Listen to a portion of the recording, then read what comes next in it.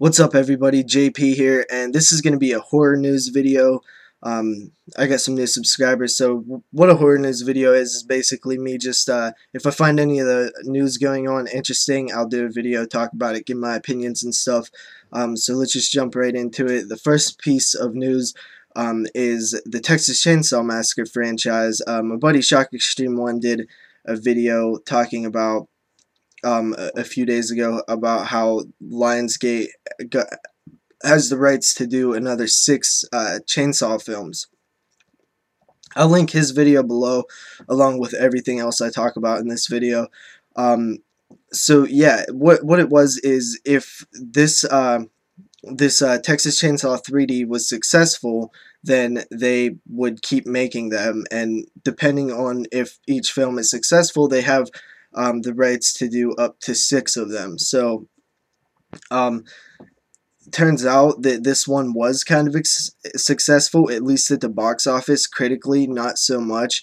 And they're going to go ahead and it has been confirmed now that they are, in fact, doing another sequel, which is weird that it's titled Texas Chainsaw 4.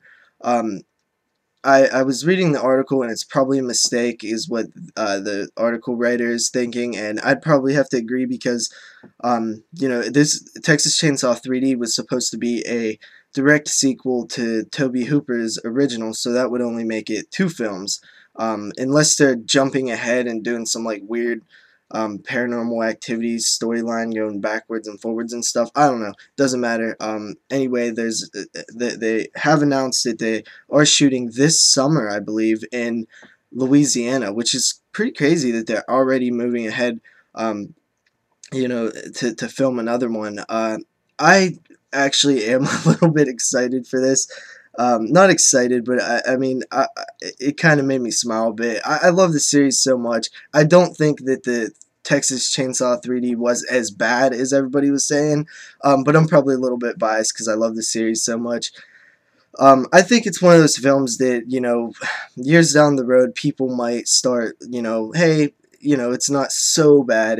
There's something we could enjoy in here, and, you know, it won't be as hated. And, yeah, so they're going to do another one. I'm probably setting myself up for disappointment again, but I don't really care. I like to be optimistic. I believe that they could do better, and I believe that they had all the tools to make a good film, and they just kind of fell short. So that's happening. New Texas Chainsaw Massacre. Texas Chainsaw 4. I don't know. Anyway, moving on. The next little piece of news is about A&E's Psycho TV show. It's called The Bates Motel. I guess they got a premiere date, and it's Monday, March 18th, I want to say, of 2013. The show I haven't really been following too much, mainly just because I'm a huge fan of the Psycho series. I love all 4 films. I never even seen the remake for obvious reasons, but I think what I like so much about the series is just the storyline and the characters, and like Norman Bates is so interesting. He's such a unique character. He's not just a crazy guy. He got multiple levels of him to, you know, discover throughout the films, and I think that's why this TV show is kind of you know, makes me nervous or something. I don't know. I just it kind of messes with me that somebody's like coming in and, you know, messing with the storyline, and you know, or redoing the storyline, or changing the storyline, or, you know, even expanding the storyline. Like it's, I don't know, it's just, I don't want it to, you know, mess up the series. I guess I'm trying to say, um I don't want it to really mess with the storyline too much, but if they actually go in and be like, you know, true to the series, and actually try to capture what the other films did, and just expand it, you know, it could be a really cool show. You know, Norman Bates is such an interesting character. Like I said, it could really be a cool prequel. You know, as he in high school or whatever, teenagers, as he, you know, begins to go, you know, crazy or whatever. I don't know. I'll probably still watch it, but I'm I'm kind of on the fence with it.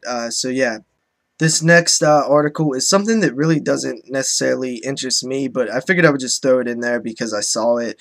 The Human Centipede 3 is finally a go. Um, I guess the director Tom Six and the actor from the first film were in some kind of legal battle or something. I guess it's now settled, so they're going to move along and film the next movie. It's supposed to have the two return, the main villains from the first and second film returning, and they're going to be actually they're going to be new characters. They're not going to play who they was in the first two. Kind of weird, but whatever. They're going to be filming in May, I believe they said, and there's also a popular American celebrity attached to it, so that they didn't reveal who. They just said that.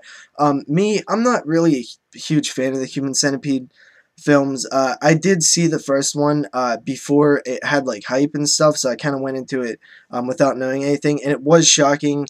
It kind of did surprise me, and I did think it was a pretty good movie. Made me feel really uncomfortable, and I was even thinking about it a few days afterwards.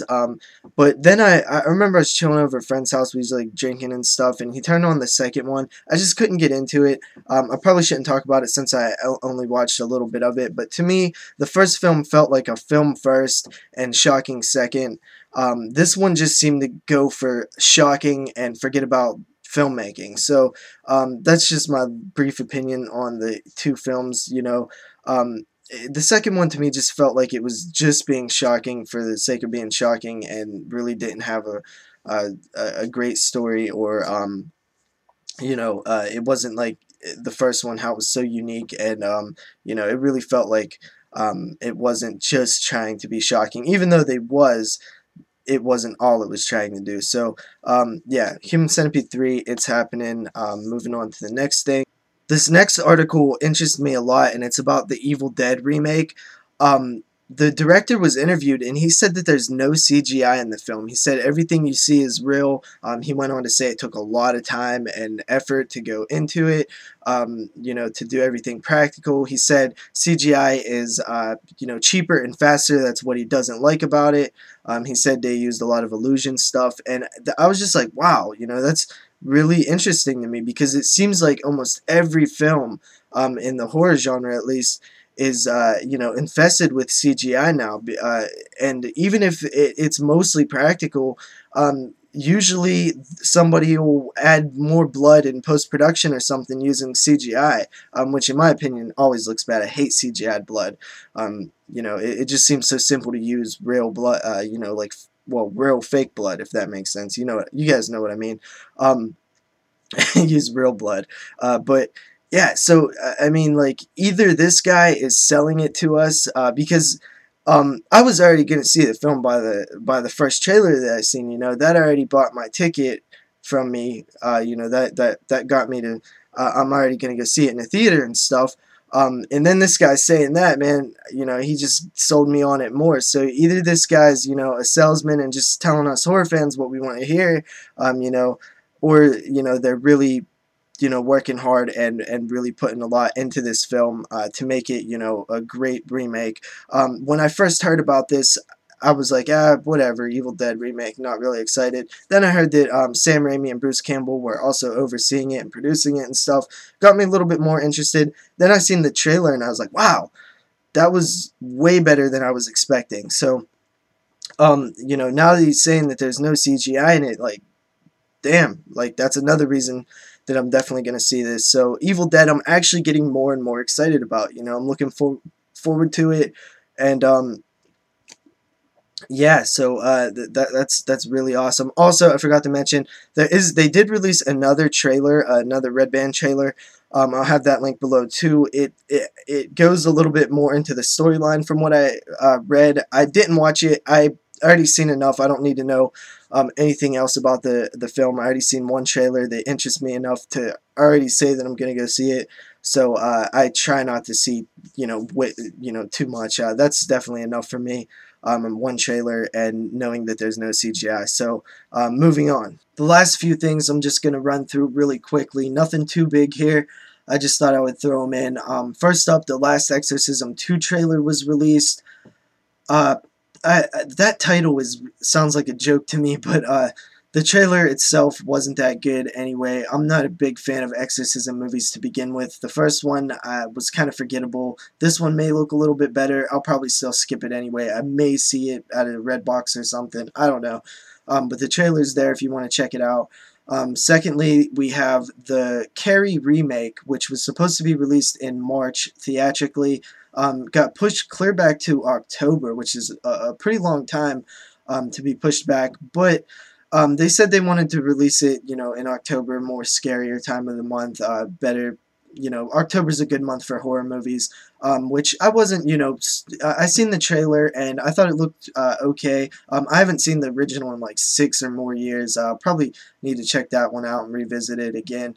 But I wasn't, super excited to see the Carrie remake anyway, so pushing it back to October seems like a good idea. It's good to have a bunch of options in October of horror films to go see and stuff. So it's probably best for the Carrie remake. After that, just something quick. The M. Night guy who did the Sixth Sense is working on a TV show with Fox called Wayward Pines. It's based on a book. I'm not too interested in that. I never even seen The Sixth Sense or most of this guy's movies. The Sixth Sense got spoiled for me way early. Like as soon as it came out, everybody was talking about it. Never really wanted to watch it after that. So I'll probably check it out someday in the future, but not really at the top of my list.